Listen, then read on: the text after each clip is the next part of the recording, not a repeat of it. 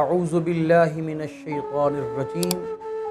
بسم اللہ الرحمن الرحیم یا قوم اذکروا نعمت اللہ علیکم اذ جعل فیکم انبیاء صدق اللہ مولانا العظیم اللہم صلی علی سیدنا و مولانا محمد وبارک وسلم وصلی علیہ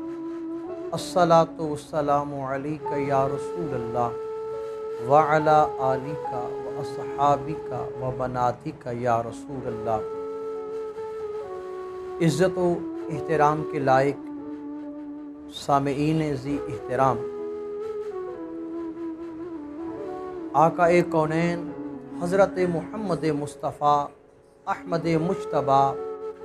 علیہ تحیت و ثنا کہ میلاد پاک کا مہینہ قریب ہے، اور یہ ماہ مقدس جب بھی ہمارے آنگن میں تشریف لاتا ہے تو ہر صاحب ایمان و ایقان کے دل کا ہر کونا محبت رسول کی خوشبو سے معطر ہو جاتا ہے، کیونکہ عید نبوی کا زمانہ آ گیا، لب پہ خوشیوں کا ترانہ آ گیا، اور اطراف و اکناف میں مرد کیا، گھروں کے اندر بیٹھنے والی مائیں بہنیں بیٹیاں کیا، بچے کیا، تمام کے لبوں پر آمد مصطفیٰ مرحبا مرحبا کے نعرے محبت اور عقیدت کے ساتھ جاری ہو جاتے ہیں۔ کچھ اہل ایمان بلکہ اکثر اہل ایمان ایسے بھی ہیں کہ جو آمد مصطفیٰ صلی اللہ علیہ وسلم کے جلوس کے سلسلے میں اپنے گھروں کو سجاتے ہیں، گلیوں کو ڈیکوریٹ کرتے ہیں۔ ایسے نوجوان بھی ہیں جو ساری رات آقا علیہ الصلوۃ والسلام کے مہمانان گرامی کے لیے اپنے راستوں کو اس قدر صاف کرتے ہیں کہ راستوں کی شفافیت اس چیز کی عکاسی کرتی ہے کہ یہ کام کسی اور مقصد کے لیے نہیں کیا گیا، اس مقصد کے حصول کی خاطر کیا گیا ہے کہ رب بھی راضی ہو جائے اور سرکار بھی راضی ہو جائیں۔ برقی کمکمے لگانا، چراغاں کرنا، لائٹس کا استعمال، گھروں کو سجانا، گھروں کی سجاوٹ، یہ کوئی میڈ ان پاکستان نہیں بلکہ میڈ ان مدینہ ہے۔ قرآن مجید فرقان حمید کے یہ الفاظ ہیں، اذ یغشی السدرۃ ما یغشی، جب وہ سدرہ پہ چھا رہا تھا جو چھا رہا تھا۔ اسی کی وضاحت کے اندر بڑی پیاری حدیث مبارکہ موجود ہے، اور اس کے راوی ہیں فقیہ امت حضرت عبداللہ ابن مسعود رضی اللہ تعالی عنہ کی ذات، کہ قال فراش من ذہب، کہ سدرۃ المنتہا حسن الجمال کی دولت اپنے من میں سمائے ہوئے ہے۔ سدرۃ المنتہا کا ظاہر اور باطن حسن الجمال میں اپنی مثال آپ ہے، لیکن جب سیاح لامقام سفر معراج پہ لامقام پہ پہنچے تو رب لم یزل نے محبوب کریم علیہ الصلوۃ والسلام کے اس سفر معراج کے اس راستے کو سونے کے پروانوں سے سجا دیا۔ تو مفتی شفیع دیوبندی علماء دیوبند کے مقتدا ہیں،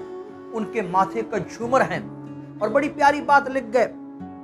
اور اچھا انسان تو وہی ہوتا ہے جسے اپنے تو اپنے بیگانے بھی مان جائیں۔ مفتی شفیع دیوبندی کو یہ بات لکھنا پڑ گئی کہ لگتا ہے کسی مہمان خصوصی کی آمد ہے، تبھی تو رب کعبہ نے سدرۃ المنتہا کی گلیوں کو سونے کے پروانوں سے سجا دیا ہے۔ گویا رب کعبہ نے سدرہ کو سجانا اس بات کی دلیل بنا دیا کہ محبوب کریم علیہ الصلوۃ والسلام کی آمد کے سلسلے میں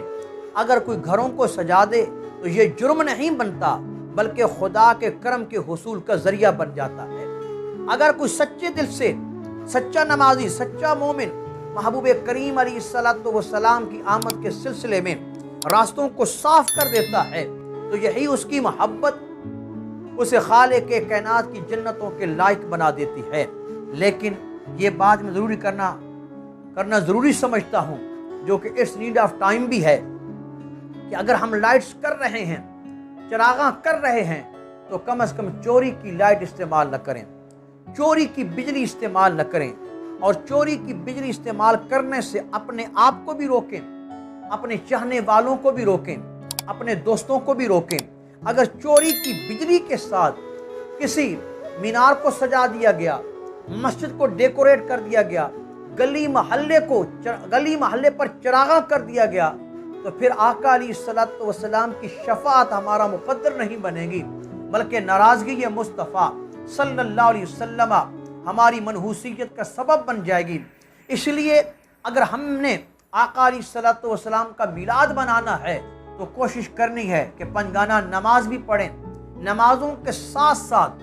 اس سجاوٹ کے اندر حرام کی کمائی کو شامل نہ کریں، حرام کے عمل کو شامل نہ کریں، چوری کی بجلی کا استعمال نہ کریں، تاکہ چراغاں کرنے کی وجہ سے رب کعبہ ہماری زندگی کے اندر بھی چراغاں فرما دے، ہماری قبر کو بھی نور علی نور فرما دے، اور اسی چراغاں کے صدقے سے رب کعبہ کل بروز حشر ہمیں جنتوں کا مالک بنا دے۔ اسی پر میں اکتفا کرتا ہوں، اسی دعا کے ساتھ کہ رب کعبہ ہم سب کو